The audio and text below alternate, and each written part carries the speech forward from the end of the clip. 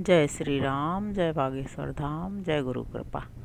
आज हम गीता का 9वां अध्याय शुरू करेंगे। उसके श्लोकों का अर्थ बताएंगे। सांवरे को दिल में बसा कर तो देखो, एक बार वृंदावन आकर तो देखो।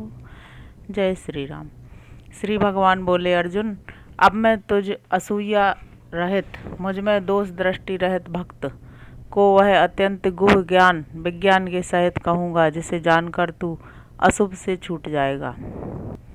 यह है राजविद्या, राजगुह, परम पवित्र, उत्तम प्रत्यक्ष विषय वाला, धर्ममय, सुखपूर्वक अनुष्ठान करने योग्य और अविनाशी है। परंतप अर्जुन, इस धर्म में श्रद्धा से रहित पुरुष मुझको न पाकर मृत्यु रूप संसार चक्र में घूमते रहते हैं। मुझ अव्यक्त मूर्ति से यह समूचा जगत व्याप्त है। सारे भूत मुझ में स्थित हैं और मैं उनमें स्थित नहीं हूँ, तथा वे भूत मुझ में स्थित नहीं है। मेरे ऐश्वर्य योग को तू देख। मैं भूतों का धारण करने वाला हूँ, पर भूतों में स्थित नहीं हूँ। मेरा मन भूत भावन है। जैसे सर्वत्र गति वाला महान वायु आकाश में नित्य स्थित है, वैसे ही समस्त भूत मुझ में स्थित हैं। तू ऐसा निश्चय कर।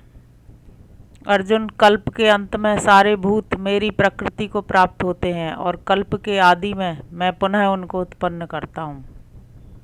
प्रकृति के बस से विवश हुए इस समस्त भूत समुदाय को मैं अपनी प्रकृति का अवलंबन करके पुनः पुनः नाना प्रकार से सर्जन करता हूँ।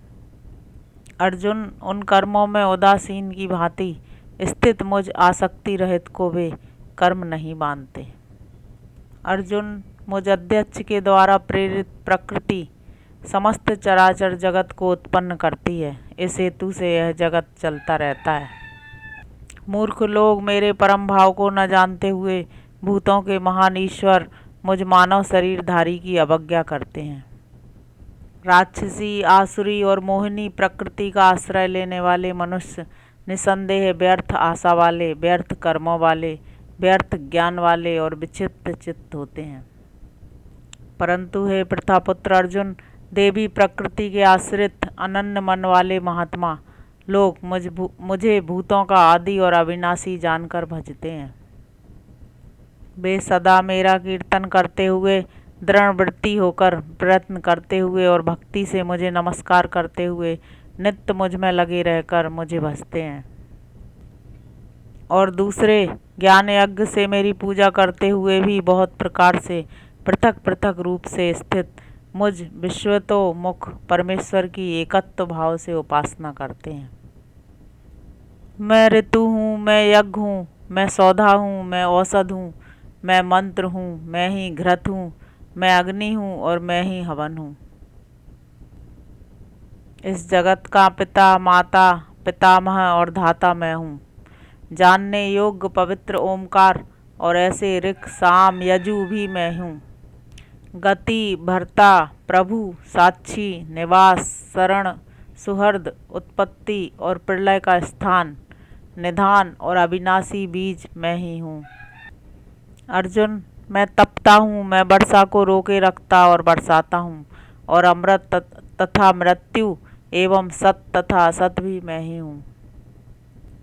तीनों वेदों में निष्ठा रखने वाले, सोमरस पीने वाले, विशुद्ध पापों वाले पुरुष यज्ञों से मुझे पूजकर स्वर्ग प्राप्ति की याचना करते हैं। वे पुण्य फल रूप इंद्रलोक को पाकर स्वर्ग में देवताओं के दिव्य भोगों को भोगते हैं। वे उस विशाल स्वर्गलोक को भोगकर पुण्य के क्षीण होने पर पुनः मृत्युलोक में प्रवेश करते हैं। इस प्रकार केवल वेद त्रयी प्रतिपादित धर्म के आश्रित और भोगों की कामना वाले मनुष्य आवागमन को प्राप्त होते हैं। जो अनन्य भक्तजन मुझे चिंतन करते हुए भली भांति मेरी उपासना करते हैं, उन नित्य युक्त पुरुषों का योगक्षेम मैं वहन करता हूँ। जो भी अन्य देवताओं के भक्त श्रद्धा से युक्त होकर पूजते हैं भी, हे अर्जुन, मुझको ही अविधि पूर्वक पूजते हैं। क्योंकि मैं ही सब यज्ञों का भोक्ता और प्रभु भी हूँ, परंतु वे मुझको तत्व से नहीं जानते, इसलिए गिर जाते हैं। देववृत्ति देवताओं को प्राप्त होते हैं, पितृवृत्ति पितरों को प्राप्त होते हैं, भूतों के पूजक भूतों को प्राप्त होते हैं और मेरे पूजक मुझको ही प्राप्त होते हैं। जो मुझे पत्र पुष्प फल और जल भक्ति पूर्वक अर्पण करता है, उस पवित्र मन वाले भक्त का भक्ति से अर्पण किया हुआ पत्र पुष्प आदि मैं खाता हूँ। तू जो कुछ करता है, जो कुछ खाता है, जो कुछ हवन करता है, जो कुछ देता है, जो कुछ तप करता है, हे अर्जुन वह सब मेरे अर्पण कर। इस प्रकार संन्यास योग से युक्त मन वाला होकर तू शुभ अशुभ फल वाले कर्म बंधनों से छूट जाएगा और छूटा हुआ तू मुझको प्राप्त होगा। सब प्राणियों में मैं सम हूँ, न मेरा द्वेष पात्र है न प्रिय है, परंतु जो मुझको भक्ति से भजते हैं वे मुझ में हैं और मैं भी उनमें हूँ। यदि कोई अति दुराचारी भी अनन्य भक्त होकर मुझको भजता है तो वह साधु ही माना जाने योग्य है, क्योंकि वह ठीक ठीक निश्चय वाला है। वह शीघ्र ही धर्मात्मा हो जाता है और सदा रहने वाली शांति को प्राप्त होता है। हे कुंती पुत्र, तुम प्रतिज्ञा करो कि मेरा भक्त नष्ट नहीं होता। अर्जुन, मेरा आश्रय लेकर स्त्रियां, वैश्य और शूद्र जो भी कोई पाप योनि हो वे भी परम गति को प्राप्त हो जाते हैं। फिर पुण्य योनि ब्राह्मणों और राज ऋषि भक्तों के लिए तो कहना ही क्या। तू इस अनित्य और सुख रहित मनुष्य शरीर को प्राप्त होकर मुझको भज। मुझ में मन वाला हो, मेरा भक्त हो, मेरा पूजन करने वाला हो, मुझको नमस्कार कर। इस प्रकार आत्मा को लगाकर मेरे परायण हुआ तू मुझको ही प्राप्त होगा। यहाँ पर 9वां अध्याय समाप्त हुआ गीता का। अब 10वां अध्याय हम बाद में पढ़ेंगे। जय श्री राम, जय बागेश्वर धाम, जय गुरु कृपा।